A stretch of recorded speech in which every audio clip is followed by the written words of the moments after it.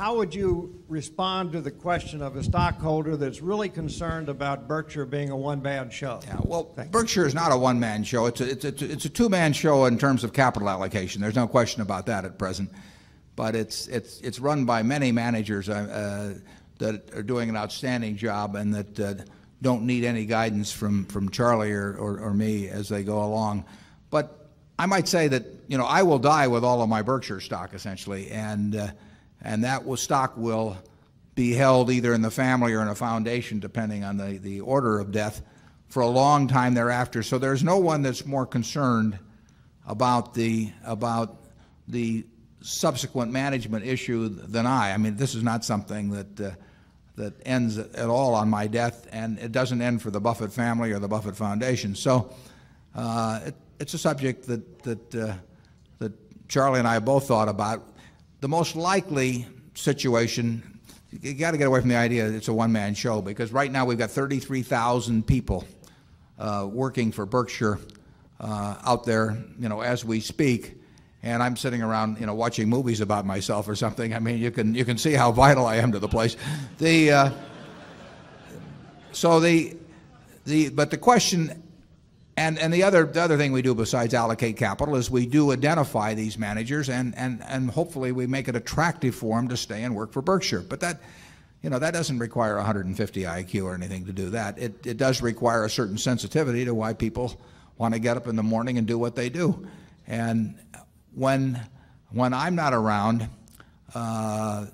the logical, at some point, depends on exactly when it happens, but Charlie's a little older than I am, and it's likely that it will be broken into a two-person function again, but not exactly the way Charlie and I function, and that is that there will be someone in charge of investments and capital allocation. I mentioned Lou Simpson's position because he is younger than I am in the annual report, and then someone in charge of operations, and we have that person in the organization now.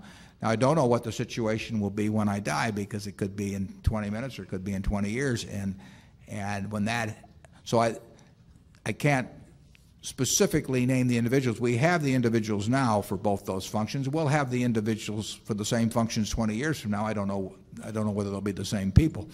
But it's quite a logical way to run the business. GEICO was run that way and still is run that way, and has been for some years. It's always struck me as terribly illogical the way property casualty insurance companies are run, because they've been dominated by the underwriting side of the business, and here they have this important investment side. But it's always been, virtually every company's been subservient to the underwriting end. GEICO very logically set up a co-CEO arrangement some years back, where originally Bill Snyder and before that, but Tony Nicely ran the underwriting end of the business, and Lou Simpson ran the investment side, and those are two very different functions. Same person logically doesn't fit both functions in most cases. I mean, it's a rarity when the same person happens to hit for both functions.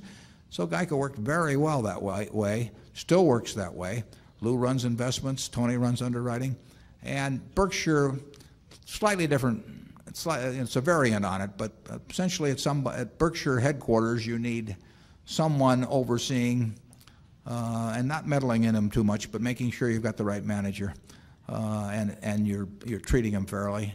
You need someone on the operating side. You need someone on the investment and capital allocation side. We've got those people now, and we'll have them, whenever it happens too. But that is the structure, and we've got some very good businesses. And nobody's buying See's Candy because they think I'm sitting in some office in Omaha, and no one's buying a GEICO insurance policy because my name is there as chairman or CEO. The businesses are marvelous businesses. They'll continue very well, and there will be a capital allocation problem then, just like there is now, and there will be the problem of keeping good managers in place and treating them fairly, and that's a solvable problem. So that's the future as seen from Kiewit Plaza. Charlie? Yes, if you just run your mind through all the assets, I think you will quickly decide that there are large momentums in place that would do very well without us. I mean, is Coca-Cola going to suddenly stop selling because some manager's dead at Berkshire Hathaway? You know, are the people going to stop using Gillette razor blades? Is Geico suddenly going to stop being intelligently run? Is the Nebraska Furniture Mart going to try any less hard?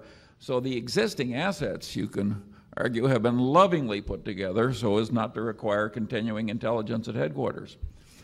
And